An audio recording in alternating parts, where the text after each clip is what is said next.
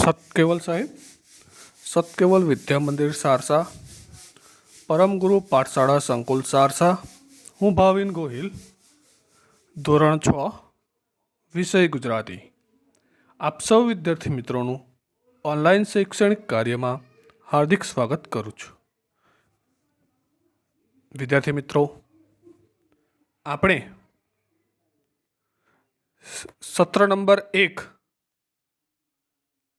સત્ર નંબર 1નો અભ્યાસ પૂર્ણ કરી ગયા. હવે આપણે સત્ર નંબર 2નો અભ્યાસ કરવા જઈ રહ્યા છીએ. સત્ર નંબર 2ની અંદર વિદ્યાર્થી મિત્રો કેટલાક એકમો છે જેનો આપણે અભ્યાસ કરીશું. વિદ્યાર્થી મિત્રો, અત્યારે આપણે એક એકમનો અભ્યાસ કરવા જઈ રહ્યા છીએ, જેમાં વાંસ શબ્દ સાંભળ્યો હશે. કદાચ તમે સાંભળ્યો છે ને? હા, વાંસનું લાકડું હોય અને એ વાંસના લાકડામાંથી શું શું બને એના વિશે તમારે જણાવવાનું છે. સરસ. શું બને? વાંસના લાકડામાંથી ઘર બને, વાંસના લાકડાના ઊંચા ઊંચા દંડા બને,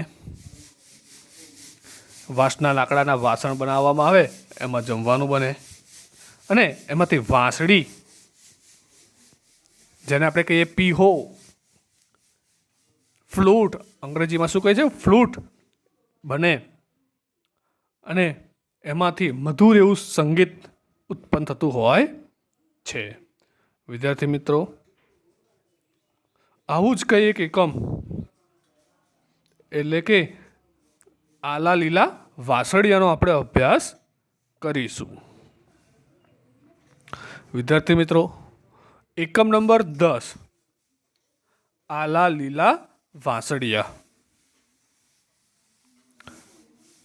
આલા લીલા એટલે થોડુંક લીલું અને થોડુંક સૂકું, એટલે કે એકદમ સૂકું પણ નહીં અને એકદમ લીલું પણ નહીં, એટલે કે પાકળ થઈ ગયેલું હોય એવું, એટલે કે વધારે પાકેલું પણ નહીં અને વધારે કાચું પણ નહીં, એવું થોડુંક લીલું અને થોડુંક સૂકું એવું વાંસનું લાકડું કાપવાની વાત કરે છે. એટલે કે વાસળિયા એટલે કે વાંસળિયાની વાત કરી છે, વાંસની વાત કરી છે. એવા આલા લીલા વાસળિયા એકમનો આપણે અભ્યાસ કરીશું. આ વાંસનું લાકડું કોના માટે અને શા માટે બનાવવામાં આવ્યું છે એની આપણે વાત કરીશું. વિદ્યાર્થી મિત્રો, આ એકમ એક લોકગીત છે. પાછો પ્રશ્ન એવો ઊભો થાય કે લોકગીત એટલે શું? વિદ્યાર્થી મિત્રો, લોકગીત એ લોકો દ્વારા રચાય છે. એના કોઈ કવિ હોતા નથી. એનો કહેવાનો મતલબ એવો કે કોઈ એક ગામમાં, કોઈ એક પ્રદેશમાં કોઈ એક વ્યક્તિએ 1-2 પંક્તિઓ ગાય, તો એની બાજુમાં બેઠેલો હોય કે એક ગામમાં બીજો કોઈ વ્યક્તિ એની પંક્તિઓની સાથે એને કંઈ આવડતું હોય એવું કોઈ 2 વસ્તુ, 1-2 લીટી ઉમેરે, ફરતા ફરતા ફરતા આવું એક ગીતની રચના થાય, જેને કોઈ વ્યક્તિએ લખેલું ના હોય.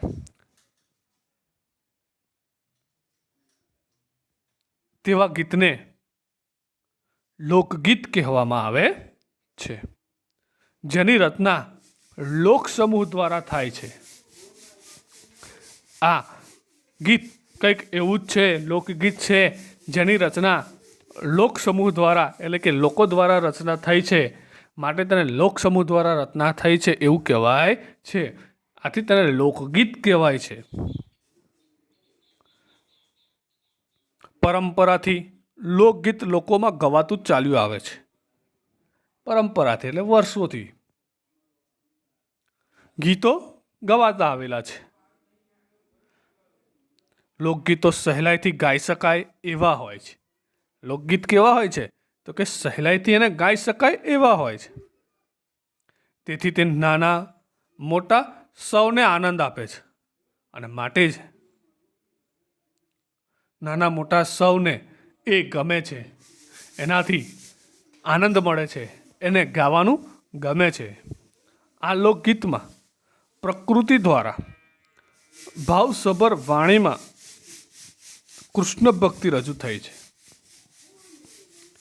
પ્રકૃતિના વિવિધ તત્વો, પ્રકૃતિ એટલે કે ભગવાન દ્વારા જે નિર્મિત થયું હોય એ પ્રકૃતિ છે. કુદરતી રીતે જેનું નિર્માણ થયું છે એ પ્રકૃતિમાં આવે છે. વાદળ, વરસાદ, ફૂલ છોડ, ઝાડ, જમીન, અગ્નિ, પ્રકાશ, આ એક પ્રકૃતિના અંગો છે. અને એના થકી જ ભગવાન શ્રી કૃષ્ણની ભક્તિના વિશે રજૂ કરી છે. શ્રી કૃષ્ણ વિશેના ભગવાન શ્રી કૃષ્ણની ભક્તિ પર આ ગીત અહીંયા પ્રકૃતિના તત્વો દ્વારા કરવામાં આવી છે. વિદ્યાર્થી મિત્રો, આલા લીલા વાંસળિયા ગીત તમારે નોટબુકમાં લખી અને એનો મુખપાઠ કરવાનું છે. વિદ્યાર્થી મિત્રો, તો હવે આપણે આલા લીલા વાંસળિયા એકમનું એટલે કે કવિતાનું અક્ષરશ અને શબ્દશ સમજૂતી મેળવીશું. પણ એ પહેલાં એનો ગાન પણ કરીશું. પ્રથમ હું તમને ગાયને સંભળાવીશ, ત્યારબાદ તમારે એને ગાવાનો પ્રયત્ન કરવો. તો ચાલો હું તમને એનું ગાન એટલે કે એનો રાગ વિશે થોડીક માહિતી આપું. આલા લીલા વાંસળિયા રે વડાવું, આલા લીલા વાંસળિયા રે વડાવું, એની રે ઉતરાવું પ્રભુજીની વાંસળી રે લોલ, એની રે ઉતરાવું રે પ્રભુજીની વાંસળી રે લોલ. આલા લીલા વાંસળિયા રે વડાવું, વાંસળીએ કઈ હંસ પોપટ ને મોર, વાંસળીએ કઈ હંસ પોપટ ને મોર, વાંસળી વગાડે મારા નંદજીનો લાડકો રે લોલ, વાંસળીએ કઈ હંસ પોપટ ને મોર, વાંસળી વગાડે રે નંદજીનો લાડકો રે લોલ. આલા લીલા વાંસળિયા રે વડાવું, વાંસળીએ કઈ ફૂમતા લટકે ચાર, વાંસળીએ કઈ ફૂમતા લટકે ચાર, આંગળીએ અંગૂઠીને અંગૂઠીમાં હીરલા રે લોલ, આંગળીએ અંગૂઠીને અંગૂઠીમાં હીરલા રે લોલ.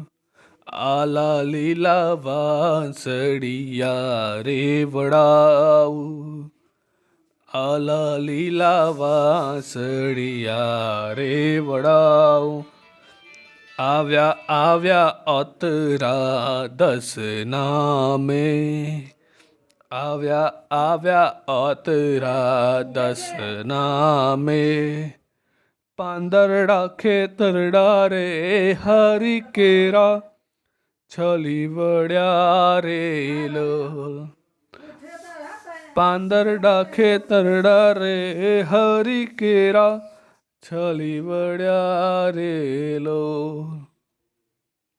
આલા લીલા વાંસળિયા રે વડાવું, ખેતરીએ કઈ ઝૂલી રહ્યા છે મોલ, ખેતરીએ કઈ ઝૂલી રહ્યા છે મોલ, મોલે મોલે ગૂંથી દીધા પ્રભુજીએ મોતીડા રેલો. આલા લીલા વાંસળિયા રે વડાવું, આલા લીલા વાંસળિયા રે વડાવું. વિદ્યાર્થી મિત્રો, આ કવિતાનો કંઈક આ પ્રમાણે રાગ છે.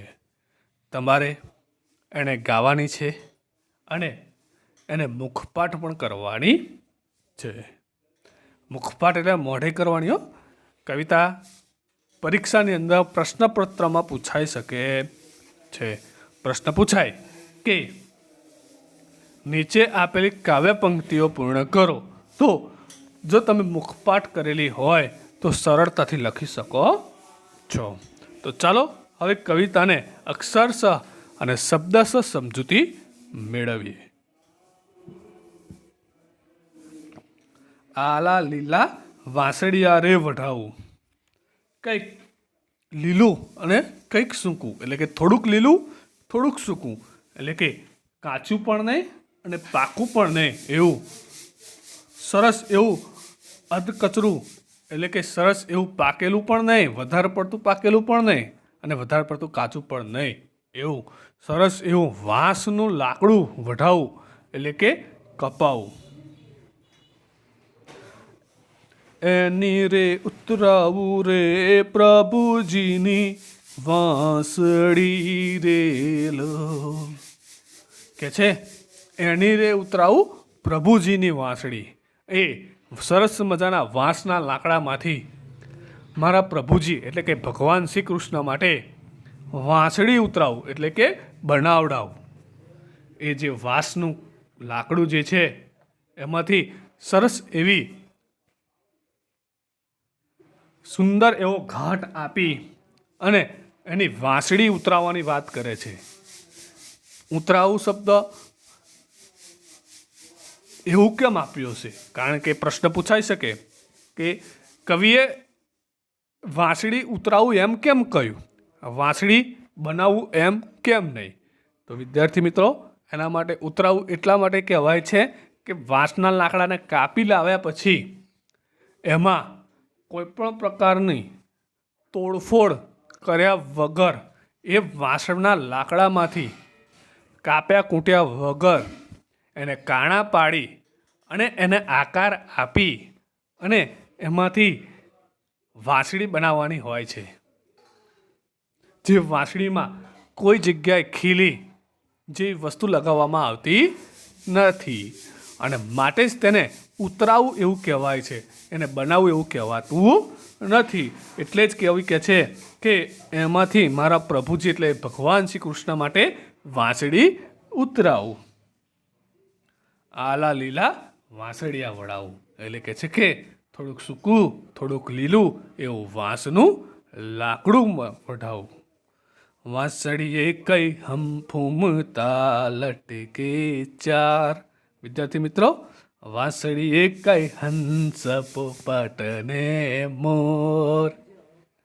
વિદ્યાર્થી મિત્રો, કવિ કહે છે કે વાંસળીએ કંઈક હંસ અને પોપટ મોર જેવા પક્ષીઓના સરસ મજાની આકાર એ મારા પ્રભુની વાંસળી ઉપર બનાવીને મુકાવું.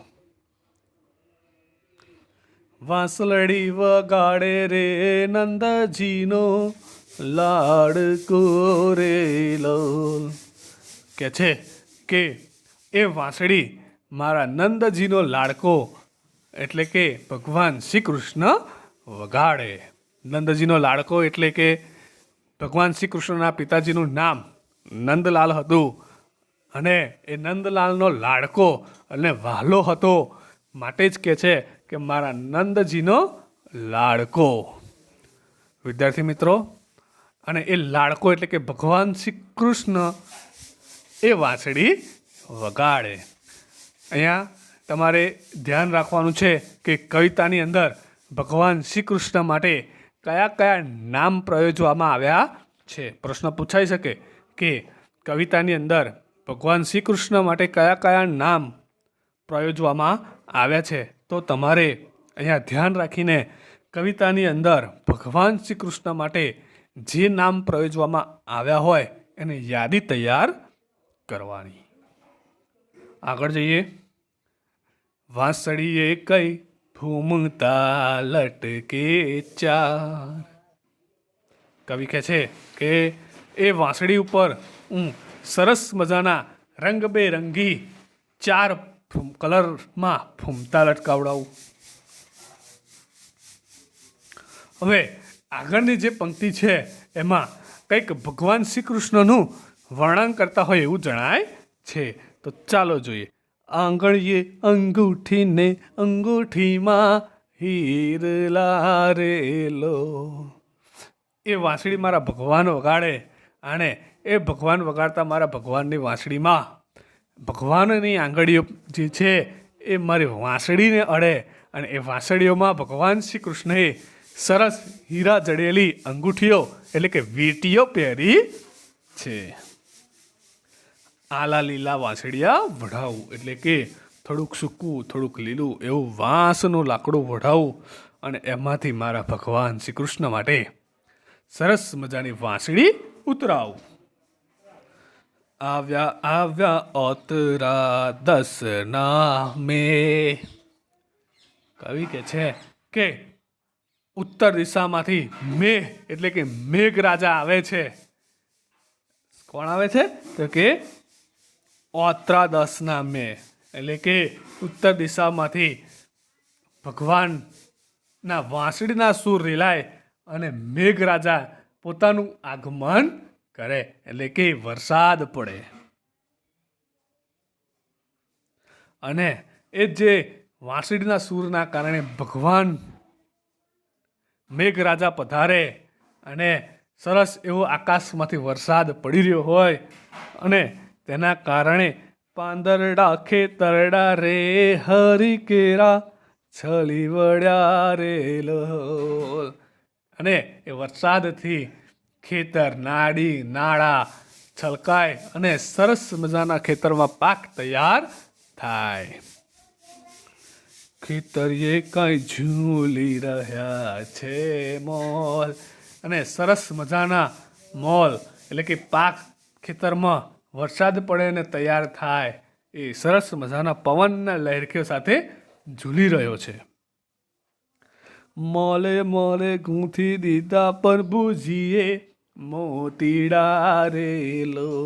અને એ મોલ એ પાક ઉપર જેમ ભગવાને મોતી ગૂંથ્યા હોય એવા સરસ મજાના દાણા ઉગીને નીકળ્યા છે. આલા લીલા વાંસળિયા રે વડાવું. થોડુંક લીલું થોડુંક સૂકું એવું કંઈક કાચું પાકું એવું વાંસનું લાકડું વડાવું અને એનાથી હું ભગવાન શ્રી કૃષ્ણ માટે વાંસળી ઉતરાવું. આ છે કંઈક એની સમજૂતી. કદાચ પરીક્ષામાં પ્રશ્ન પૂછાય કે નીચેની કાવ્ય પંક્તિને સમજાવો તો તમારે આ જ રીતે એને સમજાવવાની હોય. વિદ્યાર્થી મિત્રો ચાલો જઈએ શબ્દ સમજૂતી તરફ. આલું એટલે કે આછું ભીનાશ ધરાવતું એટલે કે થોડુંક સૂકું અને થોડુંક લીલું એવું વાંસનું લાકડું. ઓતરા 10 એટલે કે ઉત્તર દિશા. છલી વળવું એટલે કે છલકાઈ ઉઠવું. ઉભરાઈ જવું. મોલ એટલે કે પાક. મોતીડા અહીં મોતી જેવા સરસ મજાના ડુંડા એવો અર્થ લીધો છે. વિદ્યાર્થી મિત્રો શબ્દ સમજૂતી નોટબુકમાં લખી લેવાની. ભાષા સજ્જતા. લોક સાહિત્ય એ લોકોનું, લોકો માટેનું અને લોકો વડે રચાયેલું સાહિત્ય છે. જેમ અગાઉ મેં કહ્યું એમ કે લોકગીત એ લોકોનું, લોકો વડે, લોકો માટે રચાયેલું જે સાહિત્ય હોય એને લોકગીત કહેવાય છે. પરંપરાથી લોકોમાં કહેવાતું ગવાતું એ ચાલ્યું આવે છે. સરળ શબ્દો, જીવંત ભાષા, મધુર ભાવ અને મીઠી હલક એના આગળ તરી આવતા લક્ષણો છે.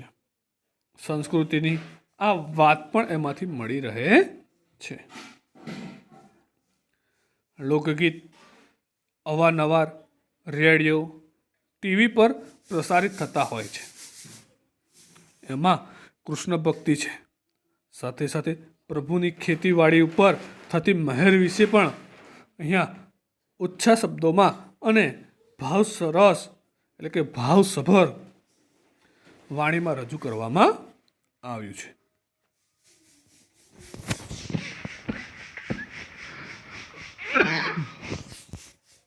હવે આપણે અભ્યાસ તરફ આગળ વધીએ. કવિ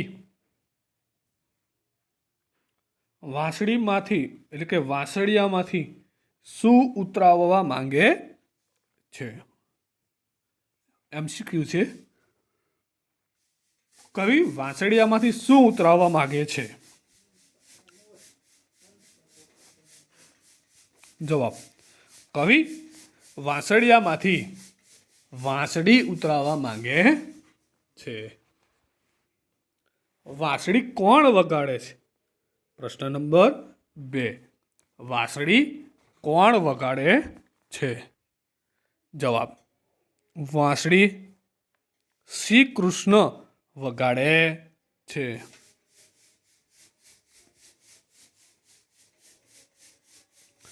પ્રશ્ન નંબર 2.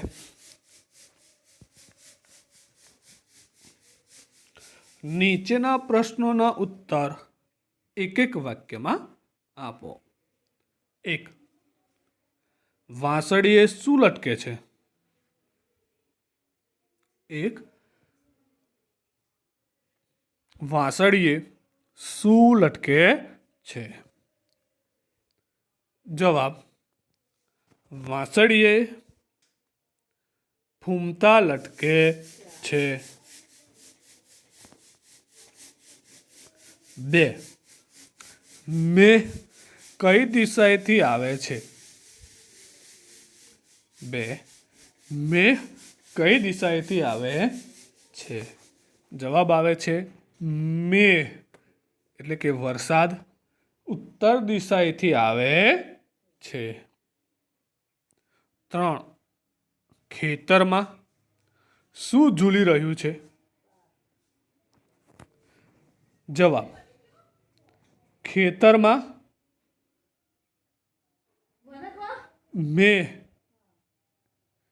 ખેતરમાં પાક મોલ ઝૂલી રહ્યો છે. 4. ગીતમાં કયા કયા પક્ષીઓનો ઉલ્લેખ કરવામાં આવ્યો છે?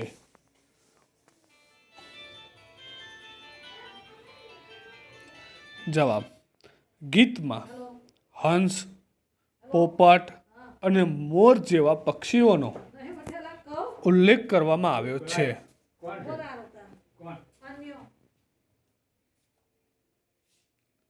5. ગીતમાં શ્રી કૃષ્ણ માટે કયા કયા શબ્દો વપરાયા છે?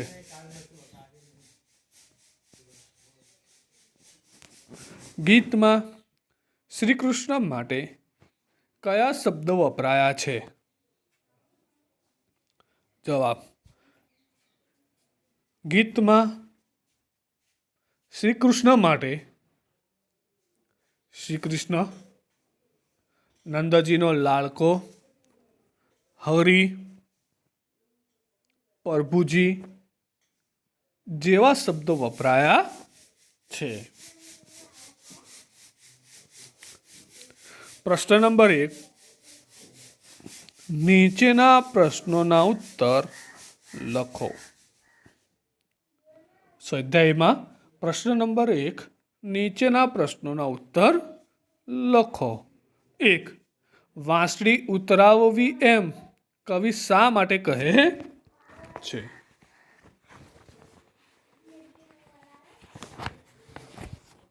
કવિ વાંસળી ઉતરાવવી એમ શા માટે કહે છે?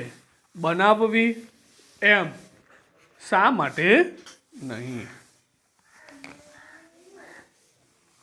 જવાબ છે વાંસળી ઉતરાવવું એટલે છોલીને કાપીને એને ઘાટ આપવો.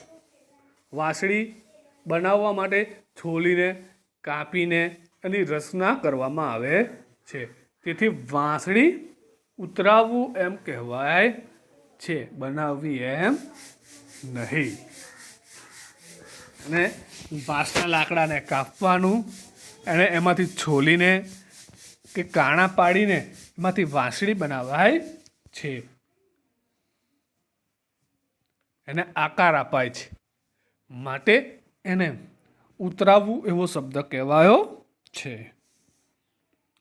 બીજું, ગીતના આધારે વાંસળીનું વર્ણન કરો. પ્રશ્ન નંબર 2, ગીતના આધારે વાંસળીનું વર્ણન કરો.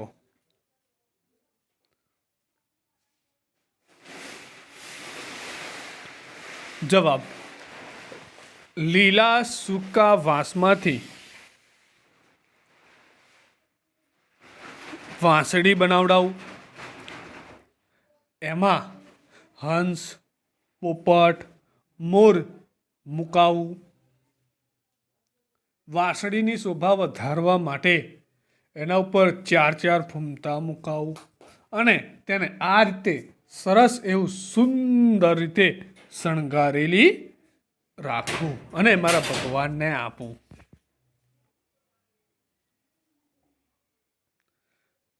પ્રશ્ન નંબર 3, ગીતમાં મોતીડા શબ્દ કોના માટે વપરાયો છે?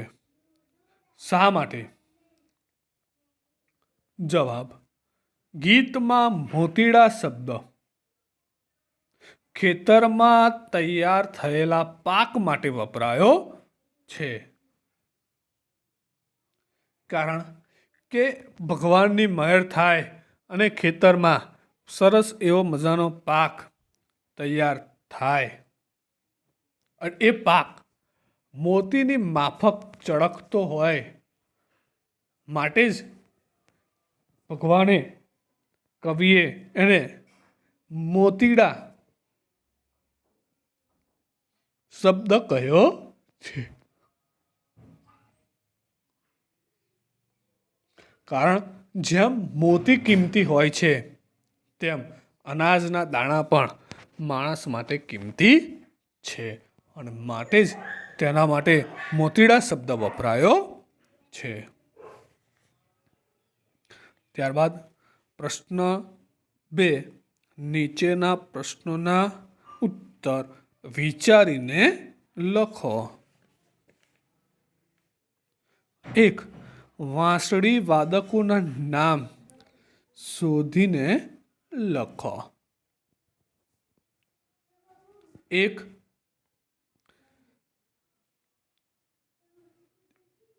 પ્રવીણ ગોદખિંડી, એક નામ છે પ્રવીણ ગોદખિંડી. બીજું નામ છે પ્રેમ જોશુઆ. ત્રીજું નામ છે KS રાજેશ. ચોથું નામ છે ગિંદે, એટલે કે કેશવ L ગિંદે.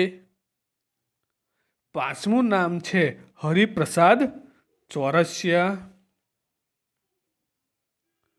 પછી એક નામ છે રોનુ મજુમદાર. ત્યારબાદ એક નામ છે પંડિત અમરનાથ. આ બધા નામો વાંસળી વાદકના છે. પ્રશ્ન નંબર 2, વાંસળી કેવી રીતે વાગતી હશે?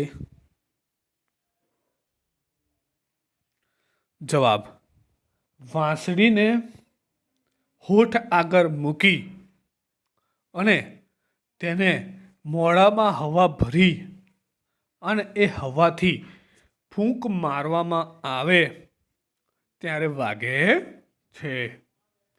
વાંસળીને 7 છિદ્રો એટલે કે 7 કાણા પાડેલા હોય છે અને એ છિદ્રો ઉપર આંગળીઓ દાબીને છિદ્રો પરથી આંગળીઓ ઉઠાવીને 7 પ્રકારના સૂર કાઢવામાં આવે છે.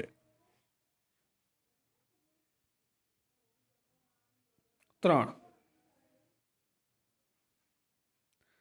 વાંસળીની જેમ ફૂંક કે હવાથી વાગતા વાદ્યોના નામ લખો.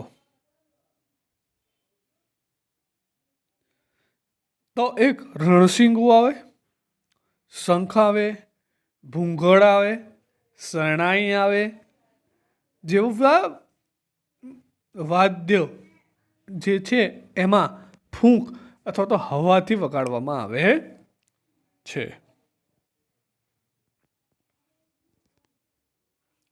ત્યારબાદ પ્રશ્ન નંબર 4.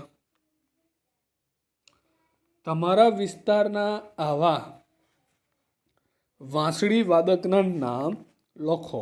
વિદ્યાર્થી મિત્રો, તમારા વિસ્તારની અંદર જો આવા કોઈ વાંસળી વાદક એટલે કે વાંસળી એકલી એવું કોઈ નહીં કે કોઈ તબલા વગાડતું હોય, કોઈ એકતારો વગાડતું હોય, કોઈ કેસિયો વગાડતું હોય, એવા તંબુરો વગાડતું હોય, એવા સિતારાઓના નામ તમારે લખવાના છે. એવા વાદકોના નામ તમારે શોધીને લખવાના છે.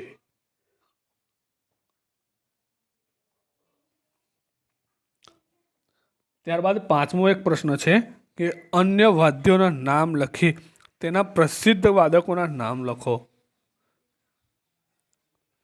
સિતાર, સરોદા, સારંગી, બરાબર છે, સંતૂર, શરણાઈ, તબલા. અને એ વગાડે છે કોણ, કોણ એનામાં પ્રસિદ્ધ થયું છે, એના નામ લખવાના છે. 6. શ્રી કૃષ્ણ માટે વપરાતા બીજા શબ્દો શોધીને લખો. શ્રી કૃષ્ણ માટે કાવ્ય સિવાય બીજા કેટલા શબ્દો વપરાયા છે જે તમને આવડે છે એ તમારે શોધીને લખવાના છે. ત્યારબાદ પ્રશ્ન નંબર 3. ઉદાહરણ મુજબ યોગ્ય શબ્દો લખો.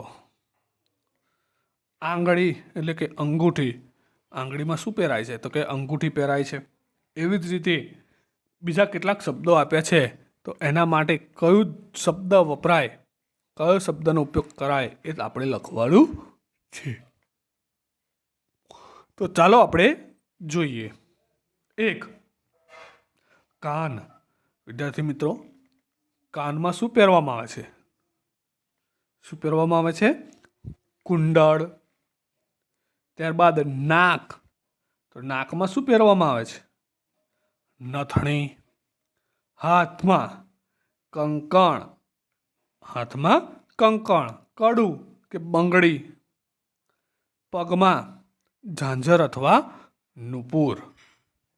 ઝાંઝર, નુપુર કે પછી આપણી ભાષામાં કહીએ તો છડા. ડોકમાં એટલે કે ગળાની અંદર હાર કે સાંકળી પહેરાય, અથવા તો ચેઇન કહીએ છીએ આપણે અંગ્રેજીમાં એને. શું કહીએ છીએ? ચેઇન. કેડે તો કંદોરો હોય. ત્યારબાદ આગળનો પ્રશ્ન છે, નીચેના શબ્દો માટે ગીતમાં વપરાયેલા શબ્દો શોધીને લખો. નીચે કેટલાક શબ્દો આપ્યા છે, એના માટે કવિતાની અંદર કયા કયા શબ્દો પ્રયોજાયા છે, કયા કયા શબ્દો આવ્યા છે એ આપણે લખવાનું છે. ઉત્તર તો તેના માટે ઓતરા. ખેતર માટે ખેતરડા.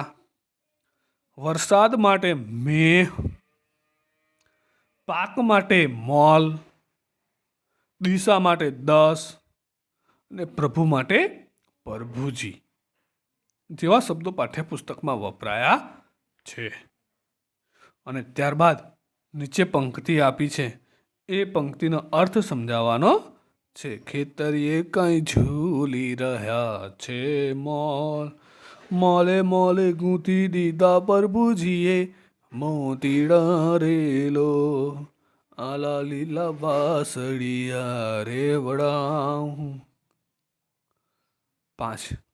ખેતરમાં પાક ઝૂલી રહ્યો છે.